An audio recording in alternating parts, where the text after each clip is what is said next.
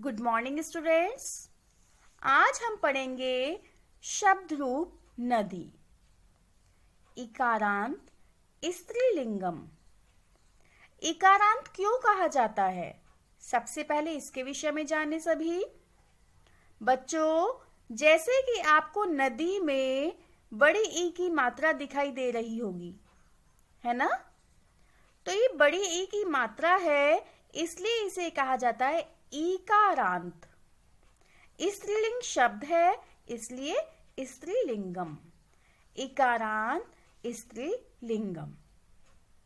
तो ध्यान दें सभी, शब्द रूप पर विभक्ति दी गई है संबोधन तक। प्रथमा, द्वितीया, तृतीया, चतुर्थी, पंचमी, षष्ठी, सप्तमी और संबोधनम। कारक चिन्ह, जैसा कि आप जानते हैं, प्रथमा जो विभक्ति होती है, प्रथम कारक कौन सा होता है? कर्ता। और कर्ता का जो चिन्ह होता है वो होता है ने। तो कर्ता ने। द्वितीय विभक्ति कौन सी? को। कारक होता है कर्म। कर्म कारक को। जो ये चिन्ह होते हैं ये कारक के चिन्ह होते हैं। ठीक है, कि कर्ता ने कर्म को करण से के द्वारा संप्रदान को के लिए, अपादान से अलग होना, पृथक होना। पृथक का अर्थ होता है अलग होना। संबंध का के की, अधिकरण में पर। और संबोधनम हे भो अरे। जब किसी को पुकारा जाता है, किसी के नाम से पुकारा जाता है या किसी को बुलाया जाता है, तब संबोधन का प्रयोग किया जाता है। तो सभी बच्चे ध्यान देंगे शब्द रूप नदी पर। प्रथमा विभक्ति में किस प्रकार से रूप चलता है, ध्यान दें। नदी, नद्यौ, नद्यः। द्वितीय विभक्ति नदीम, नद्यौ, नदीः। तृतीय विभक्ति नद्या, नदीभ्याम, नदीभिः। चतुर्थी विभक्ति नद्यै, नदीभ्याम, नदीभ्यः। पंचमी विभक्ति नद्याः, नदीभ्याम, नदीभ्यः। षष्ठी विभक्ति नद्याः, नद्योः, नदीनाम्।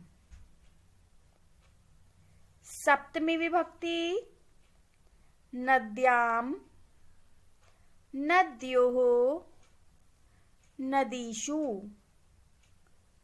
संबोधनम हे नदी, हे नद्यौ, हे नद्यः। तो इस प्रकार से सभी बच्चे साथ में बोलें। नदी, नद्यौ, नद्यः।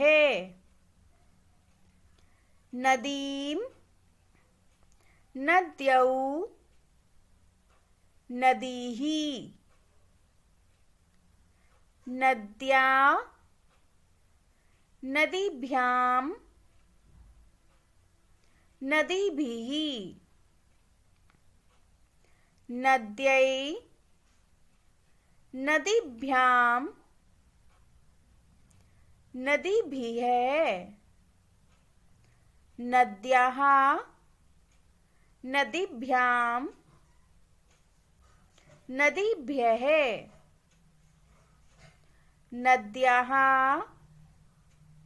नद्योः, नदीनाम्। नद्याम, नद्योः नदीषु। हे नदी, हे नद्यौ, हे नद्यः। तो सभी बच्चों ने ध्यान दिया कि किस प्रकार से हम प्रथमा विभक्ति में, द्वितीय विभक्ति में, तृतीय विभक्ति, चतुर्थी विभक्ति में, पंचमी विभक्ति, षष्ठी विभक्ति, सप्तमी विभक्ति और संबोधन में नदी के शब्द रूप को किस प्रकार बोलेंगे। उच्चारण एकदम सही होना चाहिए। मात्राओं का विशेष रूप से आप सभी को ज्ञान होना चाहिए कि कहाँ पर औ की मात्रा, कहाँ पर ऐ की मात्रा, कहाँ पर हलंत और कहाँ विसर्ग का प्रयोग होना है। संबोधन में एक बात का ध्यान अवश्य रखा करें कि जब संबोधन में एकवचनम, द्विवचनम और बहुवचनम में शब्द रूप लिखा जाता है तो साथ ही विस्मयादि बोधक, विस्मयादि सूचक चिन्ह का प्रयोग करेंगे।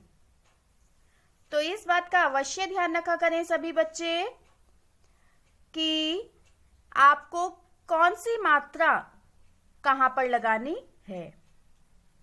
आप याद तो कर लेते हैं अच्छे से शब्द रूप को, लेकिन जहां मिस्टेक होती है वो किन चीजों की होती है? मात्राओं की मिस्टेक, हलंत की मिस्टेक, विसर्ग की त्रुटि, विस्मयादि सूचक चिन्ह आपको पता ही नहीं होता कि कहाँ लगाने हैं। तो सभी बच्चे ध्यान रखा करो और अच्छे से ध्यान पूर्वक शब्द रूप, धातु रूप याद किया करो। इसके बाद बच्चों मैं आपको करवाऊंगी धातु रूप नम, पांचों लकारों में। धन्यवाद।